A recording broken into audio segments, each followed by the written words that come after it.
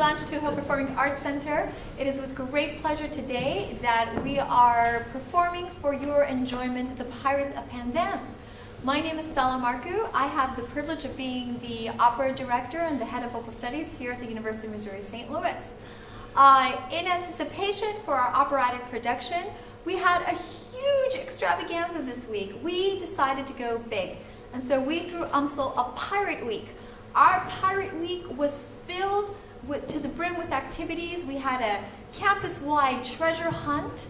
We had English lectures. We had art history lectures. We brought in a bunch of middle school students and gave them a little sampling of this work. And in addition to that, we had the World Bird Sanctuary come in for them, and they did a fantastic display of birds of prey. So they brought in their pirates of the skies, they called them, the bald eagle, the falcons, and of course, no pirate bird exhibition would be complete without the macaws. And top off the week, we ended with the Muppets Treasure Island. So I, directing this opera, realized very soon that this is probably the worst, most historically inaccurate depiction of pirates you will ever find. So in order to go be well with my conscience, I thought, wouldn't it be fantastic if I could bring a pirate expert so I could at least educate my audiences about real pirates so they wouldn't be fooled into thinking this is a pirate's life. I had the distinct pleasure of finding an extraordinary historian, a wonderful human being. His name is Dr. Hanna. He is a maritime historian, PhD from Harvard, has been studying pirates all his life. He's probably part pirate, and he teaches at the University of California, San Diego. So without further ado, help me bring this brilliant scholar to the stage with a warm round of applause. Dr. Hanna.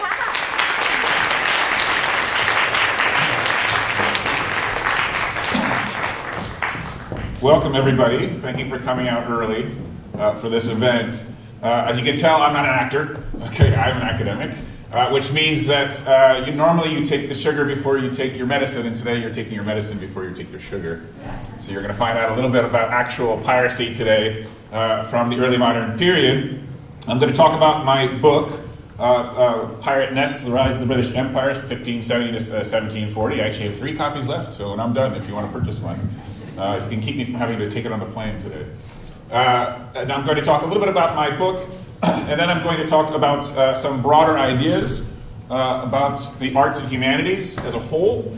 I'm actually the director of the Institute for Arts and Humanities in San Diego, and one of the things we try to do is pull together both the arts and humanities together in sort of a united front. I'm also the curator of the Hill Collection of Pacific Voyages, which is one of the greatest collections of archival and manuscript material in the world dealing with the Pacific in particular, but it also includes life at sea in the age of sail. So I'll talk a little bit about archives and archival material and how historians pull together to tell you the story that we know about the history of piracy.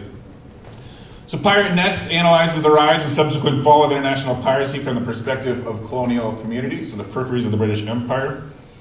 Depictions of piracy in popular culture, as well as in this particular play itself, and even serious academic histories. If you go to bookstores, there actually are a lot of books now dealing with pirates. But almost all of those books deal with piracy as a swashbuckling, sort of high seas, relegated topic. Thinking of it essentially as life at sea. This is actually now being the uber pirate. This is how we all imagine pirates, and I'll talk a little bit about what that means and the kind of role that plays in the way even historians think about how they imagine piracy. After years of research, I found that early modern piracy flourished in the Caribbean, in the Pacific, the Indian Ocean, and the Atlantic because of the active support it received from members of the merchant elite on land. So the relationship that they had with people on land, and not just some sort of underclass criminal network, but the merchant elite, but those in charge and in power in these communities on land. In fact, far from a hindrance to trade, these fledgling maritime communities thrive from the active support global piracy committed against traditional enemies nominally at peace with England. In times of economic distress, these men represented a real and sometimes a symbolic challenge to legal and commercial policies administered by seemingly uninterested central authorities in, let's say, London. So they supported piracy in large part because they felt like policies that were being proffered in London were not allowing for the prosperity of the colonies or maritime defense, and many other particular reasons. So although pirates can be found in nearly every Atlantic port city, only in particular locations at particular times earned international reputations as pirate nests, which is a phrase that was actually used by royal officials to challenge these particular communities. What's interesting about this image right here, does you recognize this image? Yes, where is it? St. Louis. Okay, so I thought this is an image of sea captains from Newport, Rhode Island carousing in Suriname. And I write about a lot of sea captains in Newport. They're all drunk and having a great time. And these are my guys. My pirates show up in taverns and hang out with the merchants, and they work together. And I wanted this to be the cover of my book. And my editor says, well, when you boil it down to an Amazon thumbprint, it's too messy. So we didn't do it. But I love this image, and I show it all the time. In fact, I showed it on the opening night of this play. And then I went to the art museum on Saturday, and I never knew where it was located. I walked into the room, and it was there, this big painting. It blew my mind. So I took 1,000 pictures of it. So that was, out of the many things I really enjoyed being in St. Louis, that was probably my most mind-blowing experience this week, was finally seeing this painting in front of me. So many of the most notorious pirates began their careers in these communities. Many others settled down there and became themselves respected members of the local elite. So they weren't simply welcomed by the local elite, they often became the local elite. The money that they obtained from plunder, they bought land and purchased to settle down. So by focusing on the relationship of high seas marauding with landed communities, we have to rethink everything we thought we already knew about maritime history, or about piracy during its golden age, which is roughly 1570 to around 1740. More importantly, this connection forces us to rethink the way we imagine maritime history itself as a primarily deep sea concept. In fact, connecting high seas piracy to landed communities should be, in fact, fairly obvious, which it hasn't been. One reason for this is the sea is a hostile environment, unfit for human habitation. People aren't meant to live and exist on the sea, and so the idea that human beings would actually need to subsist and fit out their ships and grab their crews and have that relationship to the land should be fairly obvious. But my book tells an entirely new story about the tumultuous early formation of the British Empire and the essential role maritime violence and imperial depredations played in the development of the region that would eventually become the United States. One example of the kind of person that I write about is on the cover of the book. And he doesn't look like a pirate, because he's not a pirate. I made a point of not having a pirate on the cover of my book. I wanted someone who supported pirates on the cover of my book. His name is Robert Rich. He's the second Earl of Warwick. He, in fact, is a Puritan. Many of you probably picture Puritans in your head. You're thinking the Pilgrims, you're thinking Thanksgiving, people who wore black and had little buckles. That's actually a lie. Puritans wore all sorts of interesting clothing, and this guy was a rich Puritan. And what I mean by Puritan, I mean he's an extreme Protestant, an aggressive Protestant, who really wanted the Protestant Reformation to be expanded aggressively and pursue it. And having the Protestant Reformation is not simply reforming a church, it's eradicating the alternatives. And Warwick saw himself as someone who could give his captains paperwork, give them the amount of money they need in the ships, and he sent them out to the world to attack the enemies of the Protestant Reformation. At first, he sent ships to the Indian Ocean in the 16 teens to attack Muslim pilgrims vessels going from the Mughal Empire to Jeddah and Mecca. Then he sent ships into the Caribbean to attack along the shipping of New Spain and go after the sort of silver entrepôts coming out of Mexico and what is today Bolivia. So his sailors didn't simply plunder, but he also invested in colonization. He was one of the major founders of almost every major early colonization plan. He was part of the Jamestown settlement, Bermuda settlement, Plymouth, Massachusetts Bay. So his captains would take maybe immigrants from England, sail into the Caribbean, attack the Spanish and plunder, then continue up and drop people off in Jamestown. So not because immigration does not make you a lot of money. Putting a passenger on your ship does not make you a lot of money. So you can finance that ship by going to the Caribbean and financing it through plunder. So that means that places like Jamestown, Bermuda, all these sort of founding areas, those ships often were plundering and committing acts of piracy while they were going into Plymouth and other areas. Right? Not something you typically imagine. The first slaves to arrive in America, 1619, were brought by pirates who were sanctioned by the Earl of Warwick in 1619. So I purposely chose not to have a pirate on the cover, but a supporter of piracy, as well as someone who also alternatively supported colonization, radical Protestantism, because they were all interrelated together. So my book traces the transformation of colonial communities from centuries of support to a period between roughly 1716 to 1726, known as the War on Pirates, when colonial communities began to hunt pirates rather than support them. So that means I have a book that's 9 chapters, starting in 1570, and it talks about supporting pirates in all these different places. In Plymouth, England, and then eventually expanding out into Jamestown and Bermuda, then to Jamaica, and eventually to the North American corridor. And eventually, by the 1690s, this major transformation in the empire, they gradually stopped seeing pirates as welcome or important to their prosperity, and they stopped supporting them. And it doesn't really end until 1716, when officially these pirates are no longer welcome. They're not only welcome, but they're executed en masse all along North American seaboard. This is now a decade. It's the 10th chapter of the book. The reason I make this point, that decade is the decade when you think every single pirate in your head looks like. It comes from that period. So that all the imagery, a lot of everything, the way pirates talk, the way they act, you think of them all from that specific period. Blackbeard, Bartholomew Roberts, all the sort of most famous pirates come from this one period, and it's a decade. It's a really short little window, particularly for a historian who works in big swaths of time. So I want to make it clear that this is not, that this is actually a short little window, and it's not typical. It's a very atypical period in the history of piracy. So if we perceive that there is this history, that this one period between 1716 and 1726 is unusual, but also if we think about the relationship of pirates to people on land, it makes us rethink a lot of what we know about piracy as a whole, and rethink piracy and the way it actually has played out in popular culture. One example, for example, would be language. And how many of you know that there actually is an international Talk Like a Pirate Day? Wow, a lot of you know that. Wow, okay. I should assume from this crowd they would know that. It's on September 19th. It means the week before September 19th, Time Magazine or whoever always contacts me and I have to do some sort of quote. Pirates did not speak any differently than any other common sailor. Why would they? Okay, imagine we're all a crew on a ship and we all go to sea and one of you mutinies, we turn to piracy, and we're all going to say, okay, now I'll have to speak differently, so let's get together and start talking about all the words we're going to change, right? No, pirates and sailors didn't speak differently than an average person at the time because they had technical language.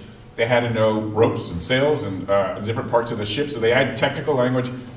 So these ships also had international crews, so it was not uncommon to need to communicate with a Dutch crew member or a French crew member, so they had words that they shared, sort of a pidgin language. So it is typical, it is true that sailors did speak differently, but pirates did not speak differently than other sailors. It doesn't really make sense. The reason you think pirates speak the way they do is because of this man, Robert Newton, who in the movie Treasure Island, he played Long John Silver. In 1950, he just went, "Arr!" for the first time. And it sounded awesome. He thought, I'm going to keep doing that. And he made a career doing that. He played pirates after that. But before that, everyone sounded like highbrow English people. And he's the first person to actually think that it sounded cool to say "R." So before the decade, before that period, before 1716, it in fact makes a lot more sense to not imagine pirates or try to define pirate as a thing or an entity or as a person. Instead, it actually is more logical to think of piracy as an aspect of a broader career at sea. Meaning, piracy is an act that someone might perform in where they're actually part of a Royal Navy, there's a mutiny, they commit acts of piracy, then move on to something else. Part of a merchant marine, they see a French ship sort of independently, they attack it, take it, and move, hopefully no one notices. Okay? People commit acts of piracy that are not necessarily defined as pirates. In almost all of human history, this exists today in Somalia and Nigeria, people rarely self-identified as pirate. I have almost no documents that someone says, yes, I'm a pirate. They almost all say I'm a privateer, and I'll talk about that at another time if you're interested. But they have other words that they can use to describe themselves, and they don't self-identify. Another way of thinking about this is imagine there's a 12-year-old boy who steals candy, is caught, is embarrassed, is punished, goes on to stop becoming someone who steals candy, grows up, gets a PhD in history, becomes a professor, and hopefully lives a relatively decent life. You wouldn't stare at that person and say, that's what a thief looks like. Right? That's how thieves always, they clearly all wear blue jackets, right? But we do that with piracy all the time. We think someone clearly is a pirate, they must dress and act a particular way. But if you look at my own work, which is based on the idea that people did something, performed that act, and then bought land, settled down, and moved on to other parts of their lives, it's hard to define them as somehow a stereotypical pirate, or imagine that somehow they're somehow unique from other people. There are a handful of individuals who did dedicate themselves to sort of life at sea, and rarely imagine themselves sort of having a permanent role in piracy. There's literally a handful. There's one man named Bartholomew Sharp who keeps going back and never stops. He keeps going back even though he gets pardoned multiple times. But most don't. Most, in fact, the fantasy of most people who commit acts of piracy is one great strike, bring your money back, settle down, buy land, and become a respected member of the community, and not have to deal with the horrors of the sea. In fact, one pirate that I read about married the governor of Pennsylvania's daughter. It became quite a controversial thing. So with so many ports, welcoming ports during most of the time period of the late 15th, or into the 17th century, the motto, a merry life and a short one, was not, in fact, the motto of most people of the 17th century. And how we define piracy, in fact, in many respects, should be based on particular circumstances and at particular times. The author Samuel Taylor Coleridge in the 19th century wrote, "No man is a pirate unless his contemporaries agreed to call him so." It's a very famous quote. It was actually described in Sir Francis Drake. But it's a telling quote and actually an important quote. Because what he is saying is, piracy is actually perspective. It depends on where you're looking and who you're asking. The piracy performed by someone from Jamaica against the Spanish looks like piracy if you're living in Panama, but it doesn't look like piracy if you're living in Port Royal, Jamaica. And there are very good reasons, justifiable reasons for why that is. One example that I'll give you of the idea of piracy as being part of a broader career is this man, Henry Morgan. Henry Morgan, most of you, how many of you know who he is? If you drank his rum? Well, there's not a lot of rum drinkers. Most of you know Henry Morgan from rum. You see those commercials that say life, love, loot on them. That's Henry Morgan. He is the most famous pirate in world history, but in fact, previous to my book, there is no evidence that he ever committed an act of piracy. Most historians say he arrived first in 1662. That's the first source we've ever seen. And after 1662, he had permission from the Council of Jamaica and the governor to perform acts of violence against the Spanish, even though they're nominally at peace. Which means he's technically performing piracy, according to the Spanish, but he's also not, because he has paperwork and permission from a lawful authority. The English king was very upset about this because he's terrified of starting a major war with the Spanish unnecessarily. So Morgan was, in fact, brought back to England to face trial. And rather than face trial, he actually met the King of England, who said, "This is a very impressive man. I think I'll knight him," and made him Sir Henry Morgan, and actually decided, I'm going to send him back to Jamaica to be Lieutenant Governor of Jamaica because he seems like a man who can really run a colony. Right? He then used the money that he had achieved by plundering the Spanish. He bought 3 major plantations in the island of Jamaica, owned 300 slaves, and made lots of money producing sugar. That's one of the stories I tell in the book, is the story of short-term plunder versus long-term plantation, and they're actually not correlated. Many times people would say, we're either doing one or the other because one somehow makes the other more difficult. About 10 years ago, I found a document in the archives in England, in an archive in England, and it was dated 1661, and on it describes some pirates in Jamaica, people who had been accused of piracy, and they were clearly acts of piracy. They were against the Dutch. And among those 15 men who were accused of piracy, I can't show you because I don't have a pointer, it says Henry Morgan, soldier. Henry Morgan never claimed that he was a sailor. He always called himself a soldier. So here, 1661, I found this document. Finally, I have evidence that Henry Morgan did perform an act of piracy.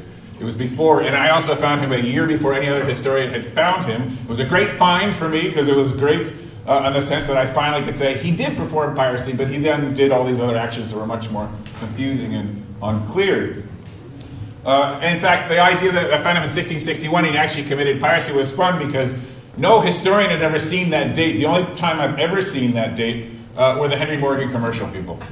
And if you ever see those commercials, they say St. Thomas, 1661. And I don't know who came up with that date. It was just completely out of the blue that someone came up with that date. So of course I've been in contact with the Henry Morgan people. They now know us, and they're very excited to have used it for their own marketing purposes. So. So my book, again, is very archivally driven. I've worked through manuscript material, I worked through print material in England, and Europe, and Bermuda, and Jamaica, United States. And a lot of this material is the kind of thing that sort of drives the narrative, and I'll give you one more just to look at that I think is interesting. In the 1690s, there are pirates who are being fitted out of Newport, Rhode Island, or Salem, Massachusetts, or Charleston, South Carolina, and they sail into the Indian Ocean, and they start attacking these Muslim pilgrimage vessels going into Jeddah and Mecca. And they come back to the colonies in the late 1690s with huge amounts of money, and they buy land and settle down. By around 1700, this stops for a lot of reasons. You have to read the book to go through all the details. But by 1708, they're not supported anywhere, and they have no place to go. And so many of those who are in the Indian Ocean decide to settle in Madagascar. And they're living in Madagascar, and everyone knows they're there, and they all know they're really rich. So in 1708, their wives, who are obviously not partaking in any of this plunder, living in England, they're starving. And they wrote a petition back to the Treasury, as well as major foreign office leaders, saying, you can't really read this, but it says, our husbands who are pirates and buccaneers living in Madagascar, they're very rich. If you please pardon them and let them come back to England, that we will happily split 50-50 the plunder that they have, and we'll all live happily ever after. The pardon failed. But at the very top left, you can see that there's the very first name on this document that I found about 15 years ago. It says Mary Read. That's the name of the woman who's the very first petitioner.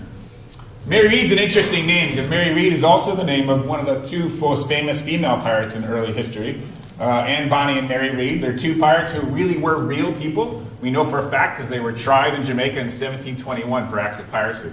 They dressed like men. They were actually seen fighting and attacking on ships as actual pirates. So what's cool about this story is 1708. I know a woman named Mary Read had a husband who was in the Indian Ocean pirating, and she couldn't get him pardoned, and she was struggling to survive. I also know there's a Mary Read who did take to piracy herself and was executed in 1721. Are they the same woman? It would be an amazing story, but as a good historian, I can't prove it. I won't tell you the story unless I could ever prove it. It would be awesome if that was the story, but it's just about as close as I possibly can get. So my goal has been to put the men and the few women who committed piratical acts into their very specific historical context, rather than categorize them as the sort of simple pirate. As a historian, for example, I try to understand why someone in, say, Rhode Island could feel comfortable welcoming a sailor who had clearly performed brutal acts of violence, blowing up mosques and other things in India, and bringing in Arabian gold that was clearly brought illicitly against people who are at peace. The Mughal Empire was at peace with England. This is an Arabian gold coin. It was found at a dig site in Newport, Rhode Island, or outside of Newport, Rhode Island. Clear evidence of this Arabian gold arriving in the colonies. Sadly enough, the person who told me about it told me like the week my book went into galley proofs. I thought I would have killed to have this image in my book. And so I just show it whenever I have to give a talk. I make sure it's in there. So the knee-jerk reaction, I think, for most people, and I think it's true even of historians, is that the assumption is that everything about the story that I'm telling you is about corruption and greed. And there's an element of that. But in fact, the more research and work that I've done over years, I've realized that it's much more complicated and much more varied. My book provides a wide array of particular contexts, from a loose legal system surrounding maritime warfare, political regimes that have a great deal of power locally, as opposed to central power, meaning locals who have to answer to merchants, a monopolistic economic system that at times felt like it was crippling to communities living on the periphery of the empire, an East India Company that was perceived as corrupt, and did not allow those at the top and the elites in the colonial communities to participate in luxury item goods, or allow them to bring in luxury item goods like calico and silk. So understanding context, which is one of the premier things that historians do, we put things into context, which is it's one thing to look at something and read a document and look at it as a blink snapshot of something about the past. Our job is to put it in that particular place and time and understand every element of it. The other thing we do to perform and understand context, we require one of our most sort of significant and important skill sets. And it's a skill set that you are all born with to an extent, but it is something you work on and hone, and historians in particular struggle with it and work on as our craft. It's part of what we do, and it's empathy. The empathy meaning I need to deeply, as best I can, grasp what it means to be in someone else's shoes, to understand their own life context. What was it like to grow up in Newport in the 1690s? What was their religious background? What kind of books did they read, if they could read at all? What were the prospects if you're 18 and poor? Could you ever rise just through legitimate means? What is it like to be a Protestant and believe that Catholics are the Antichrist, and that means real to you, it's not an intellectual thing? So this is what we do. Empathy is not the same as sympathy, and this is something I try to make it clear to my students, that you don't have to agree with these people or justify them. I actually don't even justify their behavior as much as I want to understand why someone performs violence. Why does it feel okay to do that? I was telling someone today that actually, in most of human history, it's very rare that people did the Montgomery Burns Simpson thing, where they go, excellent, right? That most people think they're doing something okay, that they actually feel what they're doing has some justification to it. And it's a job of a historian is to kind of get that, is to understand that. Not sympathize, because people have done a lot of terrible things in the past, but to understand why they thought it was okay. For me, I have to empathize. And for me, it's actually particularly difficult because I have to try to empathize with people that you think are the biggest psychopaths in human history. So, Bart Blackbeard, about 6'2", 6'3", large man. He had a very large beard that he would tie in these little sort of Rastafarian type twirls. And at the end of his beard, he would put matchsticks, and they wouldn't be lit fire, but they'd be smoking, so his face would be engulfed in smoke. And as he boarded ships, he'd have sort of bandoliers of guns on his chest, and he would board the ship, and his face would be engulfed in smoke. And people would say he was the devil. It was obviously he's the devil. I mean, he's clearly an embodiment of the devil. And even historians today have thought, oh, this guy's clearly just a simple psychopath. But as a historian, our job is much more complicated than that. The idea is actually the goal of a pirate is to obtain as much as they can, and a ship is a very valuable thing. And so the goal is to obtain the ship. So if you see pirate movies where there's blowing ships up left and right, why would they do that? They would love to have that ship. So the goal of a pirate is to get people to do this, right? Take the ship. So imagine Blackbeard boards the ship, his face is engulfed in smoke, he's got these guns, and he boards the ship. Everyone just goes, I want nothing to do with this. Feel free to take the ship, enjoy it. Right? So it makes sense, there's actually a logic to it. And this is part of the job of a historian, is to try to understand that logic. Empathy is also to understand what it means to be human. It's to understand what it is that we all share as humans, which is what we do in the humanities. And it's also what people do in the arts, is perceiving what is it to explore and explain how other humans behave and act, and how we as humans need to express ourselves. And this is what the actors do in the opera today, is to perform and empathize with people who are pretty wild and relatively crazy. Again, it's not sympathy, and it's also a way of thinking about people who might be radically different from you. And one example of this might be the recent election, which was extremely divisive. And those who did not vote the way you voted seem like they inhabit an entire different universe than the one you live in. But it's imperative to evoke your power to empathy to grasp why is it that they understand and see the world so differently than you. Why is it that I voted this way and it seemed obvious, and they voted this way and it seemed obvious to them? And it's our job as a functioning citizen to understand and empathize with their view. Not sympathize, right? I'm not asking you just to agree with that person at all. That's not what the goal is. Don't say, yep, I should have voted that way. That's not at all. But to grasp why they did and understand their full context, what it is about their community and their lives that made them perceive the world the way they did and make them vote the way they did. And so therefore empathy is essential to a functioning democracy. So in my courses I have students work on the ability to empathize with those of the past, and one way of doing that is by having them look at documents and constructing the past based on the evidence they have available to them. History is not simply past events or what happened in the past, it's actually the story or the narrative that we tell based on the evidence we have available to us. So that's the story we actually tell. So one way of getting at that is I tell my students they need to practice what I call willful naivete. And what I mean by that is you all think you know everything about pirates because you've seen Johnny Depp and you've seen all these various movies with that. And my goal is to say, well, obviously, let's just start from nothing. Let's erase your brain and have you start from absolutely nothing. And then I'm going to have you read all documents that you have access to about piracy and reporters of piracy and the words of pirates and images of pirates and descriptions of pirates, and you will construct this image on your own. This is hard. This is hard, and I fight with this, so I'm not pretending this is an easy thing. I sometimes approach a document and think, tell me, document what I already know. Right? We actually do this with Google. I don't know if you've ever seen there's a cartoon of people who say, I'm going to do research now. And there's a cartoon of someone looking through Google, and they get to like the 10th thing in Google, and they say, the thing that reaffirms what I already thought I knew. Oh, there it is, proof. I've now done my research, right? That's a problem. And historians struggle with that problem. We have to fight against that problem and thinking we already know what we're doing. So my book ends around 1740, which is really the end of that war on pirates period. Piracy never goes away, it still exists today, but it drops dramatically. And one of the moves that happens also in the end of the 19th century is a move away from the age of sail towards the age of steam. And that means the rise of steamships, the ability for ships to move against currents where coal becomes a bigger deal.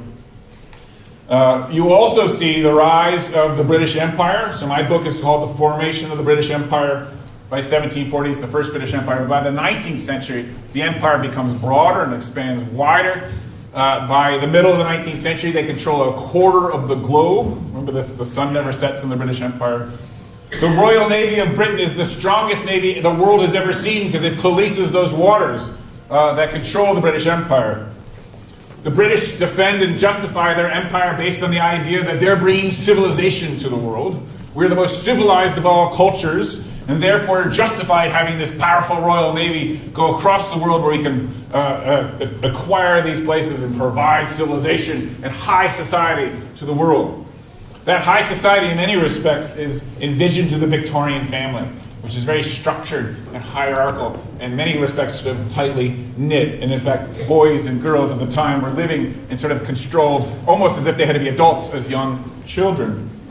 So you can imagine in this Victorian era, that children would fantasize about anything other than that, right? I want to fantasize about being something other than in this structured family. And so pirates start becoming really interesting because they technically lived in a world where they could go anywhere, just travel wherever they want, they could dress wherever they want, and they can do all sorts of things that they're not structured living. So during this Victorian era, pirates become the antithesis of that almost over-civilized nature of that time period. This is the time when people like Mark Twain, who's, I, by the way, did not realize was going to be in the quote on the back of your program today until a few days ago, so it tells you this sort of synergistic moment. But Mark Twain talked about pirates all the time, and when he described when he was a child, he said, we had hoped that if we lived and were good, God would permit us to be pirates. Right? Not funny in 1726, but funny when Mark Twain is writing about it. And it's a big transformation in this particular time. You also see this, and this is the rise of sort of pop culture. This is Disneyland, which is based on the sort of Tom Sawyer's Island. And this only happens in the 19th century. And it only happens, you can only have pirates be interesting or fun or funny when they're no longer a legitimate threat. When the Royal Navy does control the seas and you're bringing civilization to the world, but this moment is the one moment when pirates can be sort of funny. The first to make pirates silly was the comic opera Pirates of Penzance, or A Slave of Duty, written by the most popular playwrights of their day, W.S. Gilbert and Arthur Sullivan. It debuted in New York City in December 31st, 1879. The play was produced precisely, as I said, on the apex of England as a seaborne empire. The Royal Navy, the most powerful in the world, making perhaps the safest moment to not even imagine pirates as being something that's threatening. Here are some of these images at the time. And if you haven't seen where Penzance is, it's actually in that arm that juts out of England into the Atlantic Ocean. It gets its own ecology and current, so it's a very warm. It actually has palm trees. So in the 19th century, it was actually a seaside resort where people would be resting and relaxing and enjoying themselves. So for an audience at the time seeing pirates attacking Penzance, this seaside resort at a time when the Royal Navy is running the world, is funny. It's funny because it's just such a mind-blowing kind of concept that could possibly happen. This is what Penzance looks like today. I was there a few years ago. What's interesting is that Gilbert and Sullivan, I'm sure, did not know, and they would read in my book, was that in the 1630s, Penzance actually had been raided and plundered by pirates from North Africa. Many people were killed, lives were taken, it was a terrible thing. Would have made it a lot less funny. But nonetheless, it brings you back from that reality onto the net. So I have a few minutes and I can answer as questions. This is your last opportunity, probably in your life, to ever ask a question to someone who actually writes about pirates for a living. So, go back. Why did you mention Captain Kidd? He was a privateer hired out of England, and then he was executed. He was executed. So the question was about Captain Kidd. I can't go to the whole Captain Kidd story, but the whole story is in my book. Captain Kidd, the question is, Captain Kidd was in fact someone who had been given a commission to hunt pirates in the Indian Ocean. And he sailed from England eventually to New York, where he gathered a crew, sailed the Indian Ocean, and in fact attacked a ship that belonged to, it was an Armenian ship. He took that ship back to the Caribbean, and as he sailed up north, he was heading back to Boston, where one of his protectors was living. And before he got to Boston, he found out, as he passed New York, someone sailed up to him and said, "You're being accused of being a pirate." And he said, "Okay, I don't know what to do." So as he sailed along Long Island, he stopped on one of these islands and he dropped off some of his booty. And he to a friend. And he made his way to Boston, was thrown in prison. He told the jailer, "Hey, let me out. I left some of my booty someplace and I'll give you some of it." The jailer did not buy into this. The kid was eventually sent to England, was executed, probably wrongly. They actually found many years after, like 100 years after his execution, they found a French commission on that ship that he had taken, which made it legal for him to take that ship. But nonetheless, because he dropped that booty off, they wrote a ballad about him in England, and a ballad about him in what became the United States and the American colonies. And in that ballad, they described him burying his treasure. There's really no other buried treasure in history, but because of that ballad, buried treasure became a huge thing, and it never went away. In the early 19th century, they became obsessive about looking for Captain Kidd's buried treasure all along the North American seaboard in the mountains of New Hampshire. It became a craze. But everything you know about buried treasure was that weird moment. You can read about it in the book. Yeah, let me ask someone else, because I only have a few minutes. Anyone else? This is it? Last question? Last opportunity to have a question. Okay, I'll see you. You can ask again. Hi, I want to thank you for coming. This is fascinating, actually. But you had said the word privateer. We didn't really talk about that. Is that analogous to soldier, fortune, or mercenary? Sure. So privateer. The question was, what is a privateer, or how does privateer relate? So I also was a major part of the book. Privateering is coined in the 1660s in Jamaica. And technically, it refers, so the technical difference between a privateer and a pirate commits acts of robbery in the high seas without lawful authority. That phrase lawful authority is very amorphous, it can mean lots of things. Who is lawful? Is it governor of Jamaica, or is it the king? Is it Duke of Savoy in a landlocked country? Privateer was created with the notion that it is essentially a private individual fitting out a ship to commit acts of war against the enemies of your country. Problem with that is, so you have a piece of paper, you're supposed to come out, attack your enemies. The problem with that is that people were obtaining paperwork everywhere by the 1660s and 70s, 1670s, 1680s. So by the 1680s and 1690s, everyone called themselves a privateer. In fact, I almost rarely see anyone calling themselves a pirate. There's some justification for it, because you can go to a little island called Petit Guave, which is like a rock on the top of what is today Haiti, and you can go to the French governor and say, "I'll pay you $500 and I'll give you a commission." And he used to have blank commissions you could write in your name. Right? So people who were pirates from all around the world would say privateer, and they actually could sort of justify it because they had a piece of paper to justify it. The history that I tell in my book is how that became more formal. That in fact privateering becomes a formally structured thing, and there's an act in 1708 that actually limits and describes in detail, this is what a privateer is, and these are the rules you have to actually live by. By the 1730s, privateering is one of the more dominant forms of sort of warfare that controls this particular time period. Any other questions? John Lafitte called himself a privateer. Was he, or was he a pirate? Okay, the question was about Jean Lafitte. Jean Lafitte was someone who sailed in sort of northern Caribbean, but outside of Galveston and New Orleans during the early 19th century. So it's out of the period of my book, but it involves my second book. You'll have to wait on that. But Jean Lafitte, what's interesting about Jean Lafitte is he marks two particular interesting movements in the 19th century, which is the slave trade ends in England and the United States in 1807 and 1808, respectively. So when you see pirates in the early 19th century, they're typically illicit slave traders, which is what Lafitte was, among other things. Also, a lot of the pirates of the 19th century, the early to mid-19th century, were people who, also called filibusters, or people who went and acted as if they were fighting for sort of revolutions in New Spain. No longer New Spain, but South American revolutions. They're known as filibusters. So he was a guy, Jean Lafitte, who would fight for various individuals. He fought for the United States at one time. He fought for England another time. He sort of fought for the French. He fought for the Spanish. He was trading illicit slave trade. He was also then fighting technically for the various South American revolutions. So he embodied all those complicated elements of the 19th century. Someone had a question up here. Yeah, was raided during the Barbarian Wars or the Barbarian period of North Africa. Right? So the question is about, you were asked about Penzance in particular. Yeah. Okay, so I mentioned who raided Penzance in the 1630s. It was people from North Africa.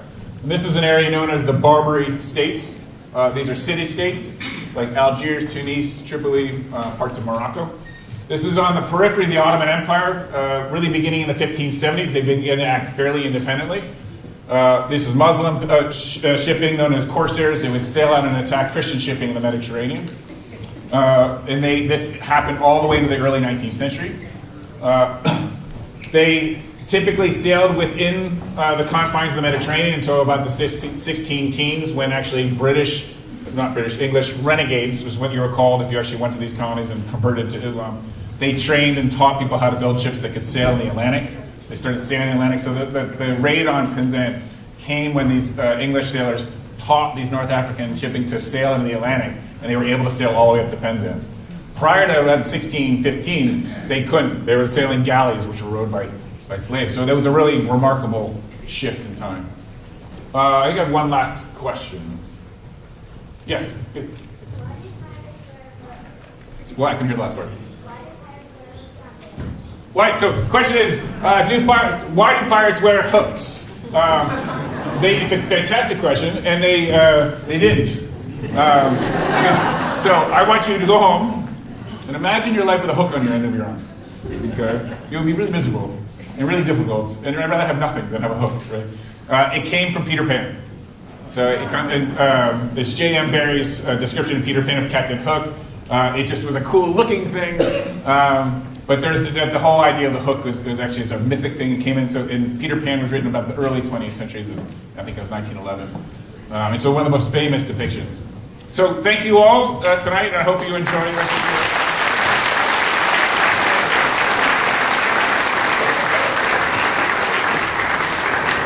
I'm flying out right now, so I have 3 last copies. If you want to purchase one, I'll be in this corner over here.